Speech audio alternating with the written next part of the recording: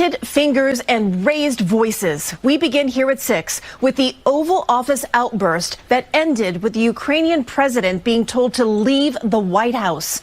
At one point, it even left the Ukrainian ambassador with her head in her hands. Kamala Harris should have been president. Following the chaotic and unproductive meeting between Donald Trump and Vladimir Zelensky, where no agreement was reached despite the high stakes involved, the tense exchange that left the U.S.-Ukraine minerals deal unsigned only added to the growing list of diplomatic missteps during Trump's tenure. It's moments like these when one can't help but imagine how a different leader like Kamala Harris might have handled the situation with more grace, strategy, and empathy. Picture this instead of a heated clash that sent Zelensky packing without resolution. Vice President Kamala Harris steps in as the face of American diplomacy. Known for her sharp intellect, steady demeanor, and commitment to collaboration, she likely would have approached the negotiations with a focus on building mutual understanding, rather than demanding immediate concessions. Her ability to listen, coupled with her experience navigating complex political landscapes, might have turned a potential failure into an opportunity for progress. Under Harris's leadership, the meeting could have unfolded differently rather than letting OS overshadow substance. Perhaps there would have been room for compromise. Now, not in a very good position. You've allowed yourself to be in a very bad position, and he happens to be right about it. From the very beginning of the war. You're not in a good position. You don't have the cards right now.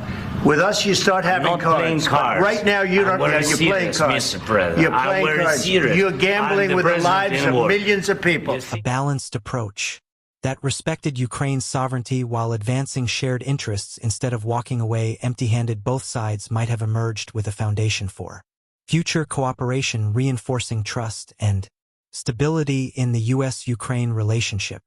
Of course, hindsight is 20/20, and we'll never know exactly how things might have played out under Harris's leadership, but what remains clear is that effective diplomacy requires more than bluster and bravado. It demands patience, respect, and a genuine willingness to work together in a world where international partnerships are crucial. Such qualities are essential, and if Kamala Harris had been at the helm, maybe that crucial minerals deal wouldn't have slipped through the cracks, and maybe the global perception of U.S. diplomacy wouldn't have taken yet another hit. As it stands, the failed meeting serves as a reminder of the importance of thoughtful leadership, especially in high-stakes situations. After all, sometimes the best way to lead isn't by demanding results, but by fostering relationships, and that's precisely where Kamala Harris might have shone brightest. The highly anticipated meeting between U.S. President Donald Trump and Ukrainian President Vladimir Zelensky at the White House ended not with a handshake or a signed agreement, but with an awkward exit and unresolved tensions. Despite the fanfare surrounding their sit-down, the two leaders failed to reach a deal on a crucial minerals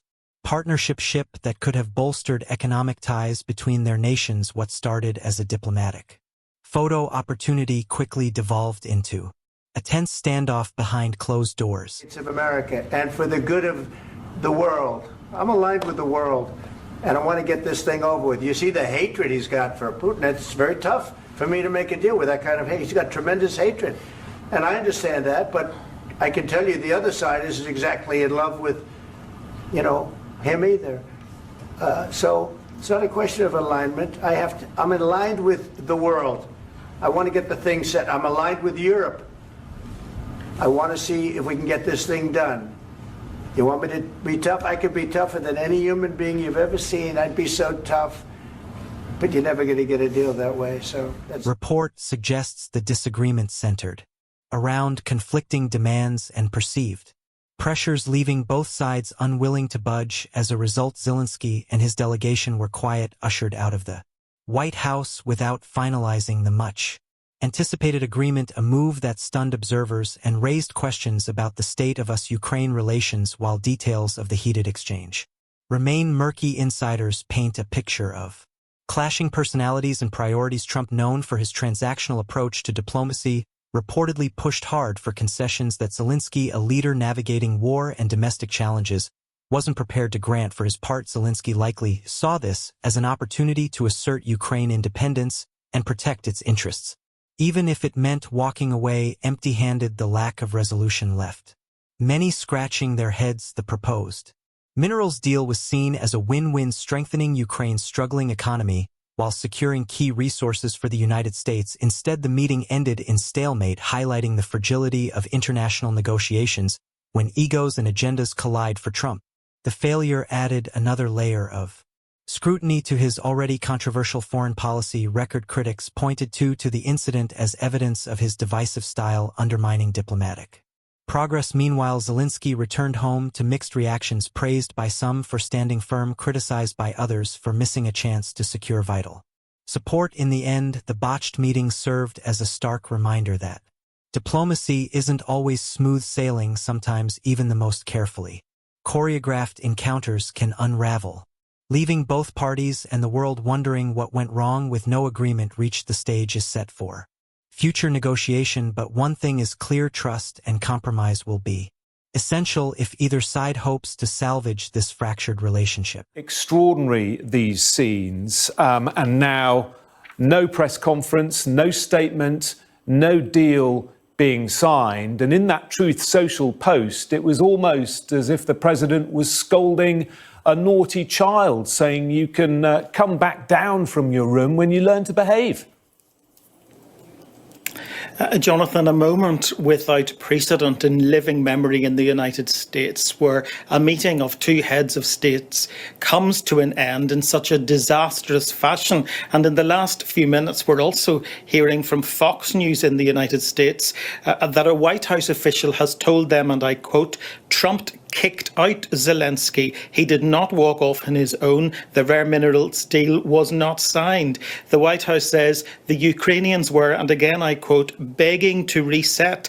But Rubio and Waltz, that's Secretary of State Marco Rubio, and National Security Advisor Mike Waltz, informed them Zelensky needs to leave the White House. Imagine this: a high-stakes diplomatic meeting between two world leaders, with cameras rolling and history waiting to be made instead of a handshake and a photo op. Though things took an unexpected turn, Ukrainian President Vladimir Zelensky found himself unceremoniously shown the door after a tense standoff with then U.S. President Donald Trump. The result: a crucial minerals deal left unsigned, leaving both nations and the world scratching their heads. Here's what went down during what was supposed to be a routine summit at the White House. Tensions flared between the two leaders. Report suggests the disagreement stemmed from differing priorities and demands, culminating in a heated exchange that left little room for compromise. Whatever was said behind closed doors clearly hit a nerve, because soon after, Zelensky and his delegation were asked to leave without putting pen to paper on the much-anticipated agreement. This abrupt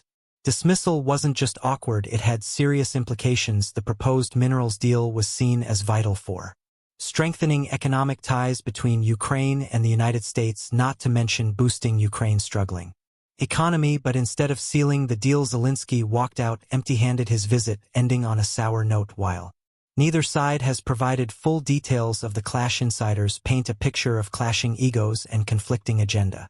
Trump, known for his brash style, reportedly pushed hard for concessions that Zelensky simply wasn't willing or able to give. For his part, Zelensky, a former comedian turned wartime leader, likely wasn't about to cave under pressure, especially when it came to matters affecting Ukraine's sovereignty and resources. The fallout from this diplomatic dust-up highlights the delicate dance of international relations. What seemed like a straightforward negotiation quickly spiraled into a public embarrassment for both parties. For Trump, it added another layer of controversy to his already fraught foreign policy record. Meanwhile, Zelensky returned home to face questions about why such a pivotal opportunity slipped through his fingers. But here's the kicker: while some saw this incident as a failure, others viewed it as a bold stand by Zelensky against bullying tactics. After all, standing up for your country's interests, even if it means walking away from the table, is sometimes the only move a leader can make. As the world watched, one thing became clear: diplomacy isn't always polite or predictable, so sometimes it's messy, dramatic, and downright unpredictable. And in this case, the drama unfolded right there in the corridors of power, proving once again that even the most carefully planned meetings can go off script in the blink of an eye.